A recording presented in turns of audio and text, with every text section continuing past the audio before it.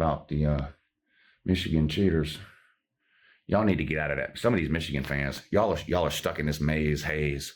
You know who's not stuck? Caleb Williams. He's done with college football. Where does this garbage can go? Oh, right here next to his big brother. Let's put this helmet right next to its big brother. UCLA. Boy, Chip Kelly beat the absolute soul and will to live out of Lincoln Riley yesterday. Lincoln Riley ought to be done with his college career too, and I don't think anybody would be surprised if that ends up being the case. I am going to tell you, though, why I feel like Lincoln Riley is coming back next year. There's a lot of, Lincoln Riley, the NFL type of chatter and smoke. And I'll admit, I do think that Lincoln Riley ends up in the NFL. He has always struck me as an NFL guy, going back to his time at Oklahoma. And look, the NFL covets Lincoln Riley. I mean, the NFL has been trying to get to Lincoln Riley for a couple of years. There are multiple NFL teams who have paid Lincoln Riley to come in the offseason and consult with them. With their offensive coaches about some of the schemes and things that Lincoln Riley does offensively. So I'm not even saying he would be a bad NFL coach or it's a terrible idea. I'm saying I do think that's in the cards. I don't think it's going to happen this season, and here's why.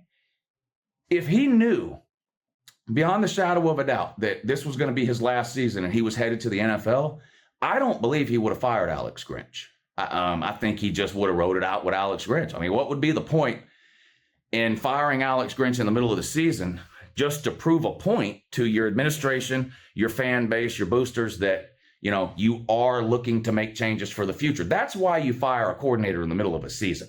You don't fire a coordinator in the middle of the season so you can go get a new one tomorrow. You can't get a new one tomorrow.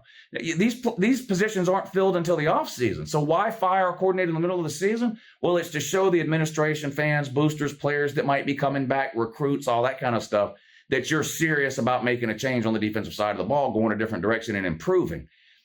If he knew he was off to the NFL, I don't believe he would have done that to his buddy Alex Grinch. I think he just would have wrote it out with him for this season. And then, so we'll see. But Caleb Williams, on the other hand, played his last college football game. He's catching a lot of heat today. Caleb Williams has had a rough last season in college. I mean, you just start with the record. Southern Cal is 7-5. This is where they were at before Lincoln Riley got there. This is no improvement. Where's the improvement? Yeah, Heisman level quarterback, Heisman winning quarterback from last year. And he one of the best offenses in football. And you're the same as you were pre-Lincoln Riley. It's back to 7-5, winless in the month of November. Southern Cal doesn't play next week. For those of you that don't know, I should have mentioned that. They don't play next week. That was it. That was their last game. That's it. Southern Cal, 7-5.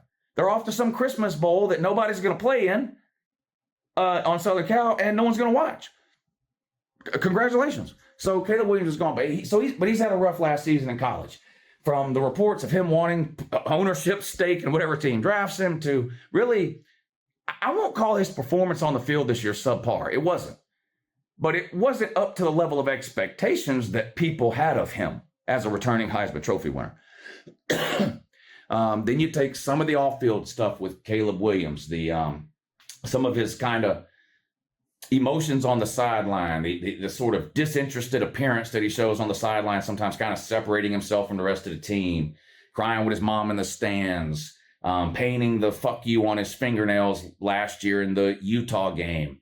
And then yesterday, you're talking about a Heisman Trophy winning quarterback who plays for one of the premier brands, not teams or programs right now, but one of the premier brands, Southern Cal, in all of college football, plays his last ever college football game, right?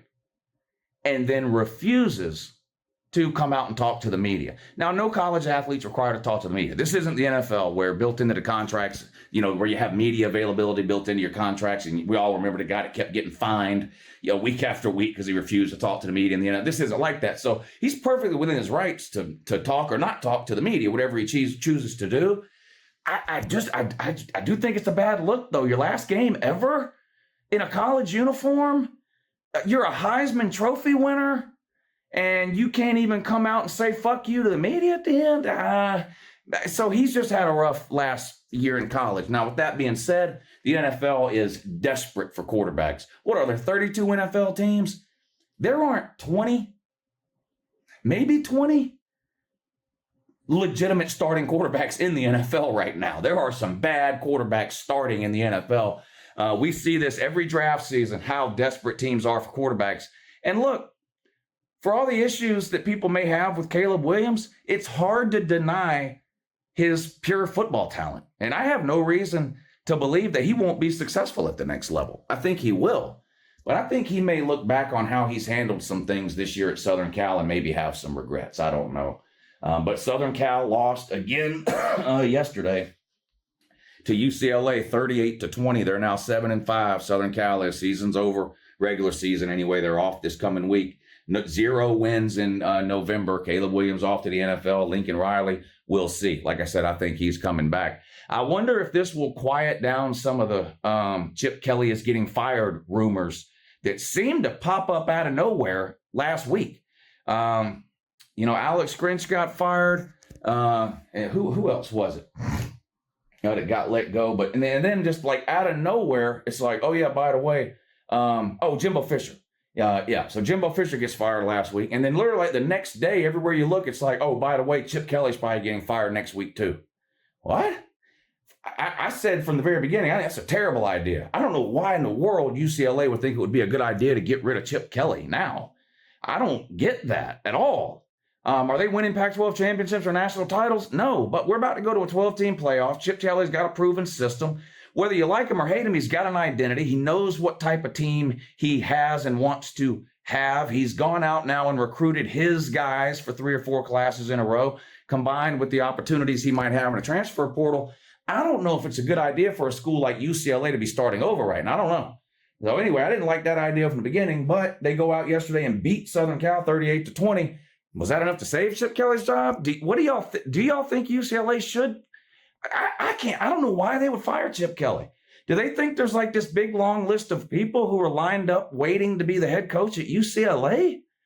I don't know, man. It seems like a dangerous move to me to get rid of Chip Kelly, but y'all can let me know what y'all think down below. But Southern Cal, your season is over, and your regular season is literally over. You got no more regular season games.